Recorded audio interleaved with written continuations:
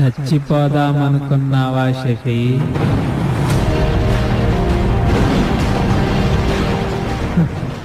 జీవితం విచిత్రమైనదో లేదా మనం దాన్ని విచిత్రం చేశామో కానీ చనిపోతానేమో అని నేను పరిగెడుతున్నాను.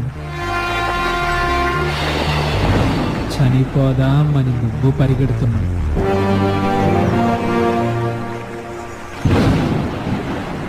నువ్వు పట్టుకున్నది కరెక్టే. బ్రతకాలన్నా చావాలన్నా పరమాత్మని పర్మిషన్ కావాలి. పరమాత్మ అంటే